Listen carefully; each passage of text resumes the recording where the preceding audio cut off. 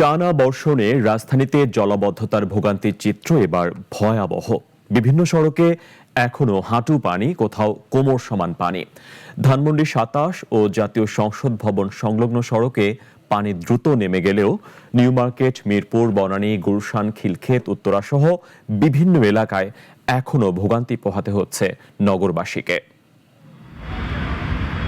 টানা বৃষ্টিতে কার্যত স্থবির হয়ে পড়েছে রাজধানীর জনজীবন। আজ সকালেও ভারী বর্ষণে অনেক এলাকায় সৃষ্টি হয়েছে জলাবদ্ধতার। কোথাও সড়ক তলিয়ে গেছে, কোথাও ধীরগতিতে চলছে যানবাহন। সব থেকে বেশি ভোগান্তিতে পড়েছেন অফিসগামী মানুষ, শিক্ষার্থী এবং খেটে খাওয়া শ্রমজীবীরা। সকালে যাওয়ার সময় ভিজে যাওয়া লাগছে, এখন তো রাস্তাঘাটের অবস্থা দেখতেছেন, এইটার উপরে গাড়ি যাইতেছে না, প্রচুর পরিমাণ জ্যাম, হেঁটে আসা লাগছে। গাড়ি ধাক্কাইছি, তারপর পরে গাড়ি বন্ধ করে দিয়েছি শেষ মাসে। কালকে ইনকাম মানে গেছি বাসায়, আজকে একই অবস্থা। রাজধানীর নিউ মার্কেট এলাকায় এখনো সবচেয়ে বেশি দুর্ভোগ। গাউসিয়া, চন্দ্রিমা মার্কেট, হকার্স মার্কেটের আশেপাশে পানি জমে থাকায় দোকানপাট খুলতে পারেনি ব্যবসায়ীরা।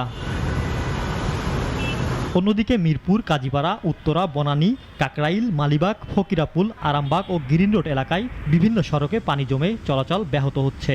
বনানী, কালাচাঁদপুর, তারপর আপনার ক্যান্টনমেন্টের ভিতরে এই আডুবানির উপরে আছে পানি। তবে রাজধানীর সব এলাকার চিত্র এক নয়। ধানমন্ডি ২৭ এবং জাতীয় সংসদ ভবন এলাকার সংলগ্ন সড়কে বর্তমান বড় ধরনের জলাবদ্ধতা নেই। পানি দ্রুত নেমে যাওয়ায় এসব এলাকার যান চলাচল তুলনামূলকভাবে স্বাভাবিক হয়েছে। বৃষ্টির মাঝে সবচেয়ে বড় চাপ সামলাতে হচ্ছে দিন আনা দিন খা মানুষদের। ভিজেই রিক্সা চালাচ্ছেন চালকরা, ফুটপাতে বসতে না পেরে আয় নেই ক্ষুদ্র ব্যবসায়ীদের। এই কষ্ট করে সারাটা দিন এই বৃষ্টির মধ্যে ভিজাই গাড়িটা চালাই।